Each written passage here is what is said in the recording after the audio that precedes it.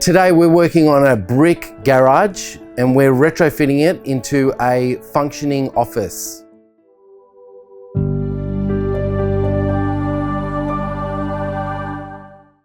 So the roof of this garage is metal deck and it had a sarking underneath the metal deck held back by a wire.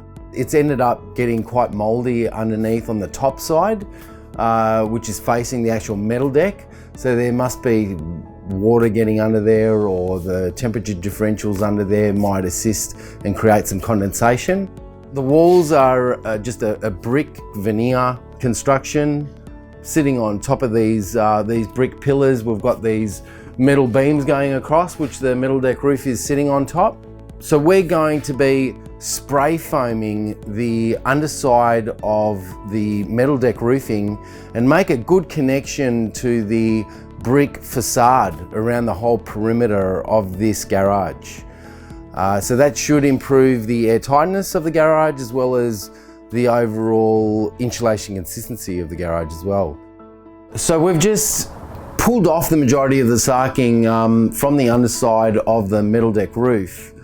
The idea there is that when we spray foam this roof detail, that it's going to be connecting and bonding directly to the metal deck roof.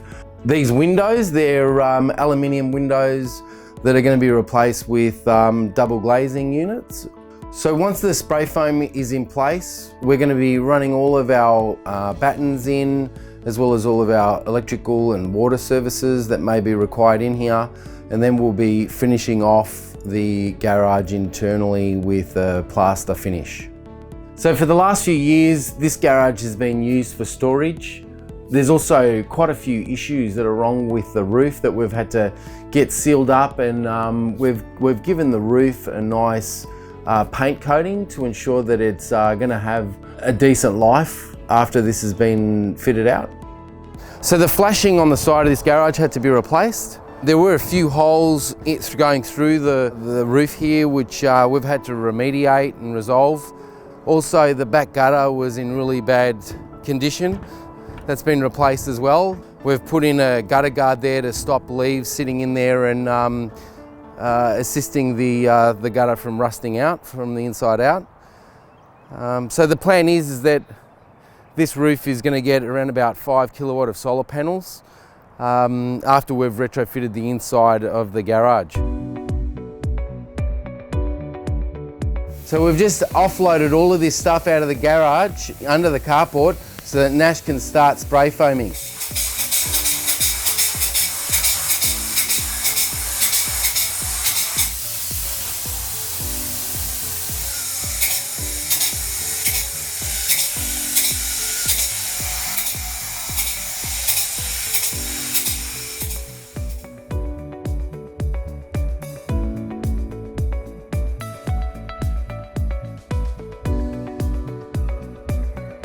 So we're now midway through this garage, retrofitting it for a more comfortable environment or comfortable living space. We've now spray foamed the ceiling and also the far wall, which is not going to have any surfaces on it.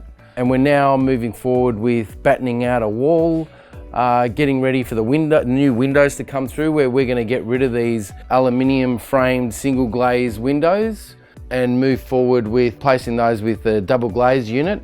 Insulate the walls, which we've now half completed, then start moving forward with a new ventilation system, because this is going to be a pretty airtight room. So in this situation, to create an air barrier and moisture barrier for the insulation, we've actually put a bitumen membrane on the brick wall. We've battened out this wall and we've got at least a 14 centimetre cavity behind this wall, just to take out and make this into a straight wall because of the pillars that are in place for the beams. So for the lighting in this room, we're just going to be using a cable tray, which is going to be powder coated white. So this ceiling as it is actually going to be exposed, but it will be painted white. That's going to save quite a bit of cost as well as ceiling height. We're a fair way through the project now, and we've just installed this new facade, which doesn't have its glazing in yet. It's going to get double glazing with a low E coating. So the whole reason that we wanted to put this facade on was because garage doors are very leaky. We get some extra security with the glazing and the garage door in together. It doesn't get in the way.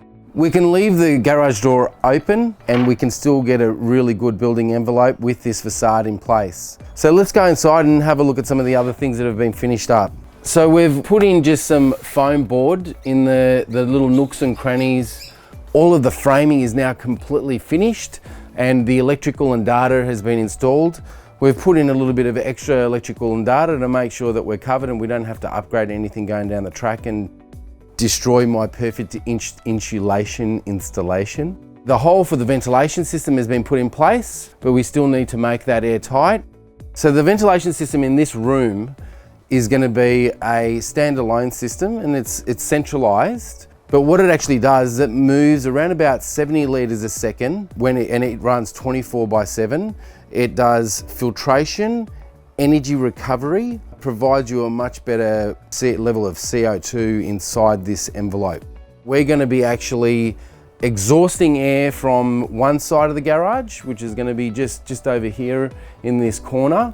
And then we're going to be supplying fresh air on this side. So it's really important that for this to actually run as efficiently as it can, we need a tight building envelope. So that's the other reason why it was really important to make sure that we put this extra facade in this room instead of relying on the air tightness of a garage door, which is very difficult to attain. There aren't really any garage door systems out that give you a decent level of air tightness.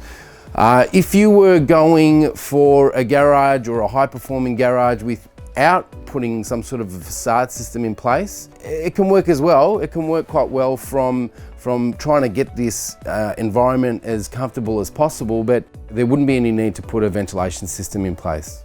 So as you can see, there's quite a bit of daylight that you can see, even though the facade is in place. These roller doors, they leak a lot of air. It's just a massive gap. Now with the ceiling, we're at a stage where it's pretty much finished now. So we've painted the spray foam and we've put in place some powder coated cable trays, which is going to be taking on all of our lighting. So originally we were thinking about putting recessed lighting, but instead we've ended up putting in some lighting that just shines light upwards. And the effect has actually come up really, really good. So I'm really happy with that. The plaster is pretty much ready to go on now with all the services in place, data and electricity and our recessed switchboard. We can now actually start sheeting up and finishing off all the plaster to the windows. So the little nooks and crannies here, we've filled them up with Foamofill. The idea there is that we want consistent insulation throughout the whole wall system. We ended up installing foam throughout this whole corner piece as well, around the window frames. And then obviously we've got a really good blanket of spray foam on the ceiling and the back wall and the side wall. At the moment we're doing some caulking around the glazing. Now that the glazing is actually in, these windows actually leak quite a lot. The last air tightness test that we did on the garage, the room came out to around about 10 ACH at 50. So after this caulking's been done, we're going to do another blower door test and see how airtight this room is, hopefully to justify the ventilation system that we've installed. A lot has changed since the last time we were here taking footage. So we've put on some of the final touches. We've put the above and below skirting boards on this wall, finished off all the electrical and data services. We've put in and finished off, and it's currently running, our ventilation system, which gives us heat recovery and filtration of the air coming in and out of the building envelope. So making sure that this environment is really comfortable and really healthy to be in and work in. Moving on through here, the double glazed windows are now in place. We've also put in carpet tiles, which we've actually got secondhand. They've come from a commercial building which actually got completely refurbed after it had actually been fitted out. Just over here is the finished off electrical services board for all the services inside the garage. The lighting system has been installed, and we've got basically a nice looking powder coated cable tray, and the LED lights are pointing upwards. Each row of lights are running off a separate circuit, so we don't have to run them all at the same time. And then towards the back, we've got this gorgeous bamboo bench top, which has got electrical services sitting on top of it and heaps of storage. that we can use to keep all of our little bits and pieces away and keep the area nice and neat. Moving on from there, we've got our rack that's got all of our data services coming in from the house. This rack also keeps the booster for mobile phone coverage, which is really important because of how airtight and well insulated this garage is now. We've really paid attention to the building envelope here, so all we've needed to heat and cool this space is a 2.6 kilowatt split system. We're about to pressure test this garage after using spray foam and bitumen paint on the brickwork of this original garage home made by A.V. Jennings back in the 1970s. Okay, so we're just running this fan in L4, which is a really small orifice on the fan, and we're inducing a pressure of 50 pascals. The volume of this garage is around about 108 meters cubed, and we're changing the air changes in here with an induced pressure of 50 pascals, which is equivalent to around about 32 kilometre-hour winds at 1.3 ACH, which is a really tight garage. So it means that when it is hot outside, we can maintain a much cooler environment in here. The whole enclosure and the building envelope is insulated, probably not insulated as well as what passive house standards would require, but the principles and the consistency of the insulation on this enclosure coupled with its air tightness is pretty good. So it's going to be a pretty comfortable living space, especially in a climate like Melbourne's, which is quite temperate. With an ACH of 1.35 at 50 pascals, the size of the hole that's open in this garage is about 40 centimetres square. So that's around about 10 centimetres by 4 centimetres. So, you know, there's a decent sized hole in here, but in the scheme of things and in comparison to the majority of houses in Australia, this is a really airtight room. So old 1970s brick garage, really focused on building physics and retrofitting this particular building with high performance for insulation consistency, air tightness with good ventilation strategies. And now we've created a building to complement the house that's comfortable all year round.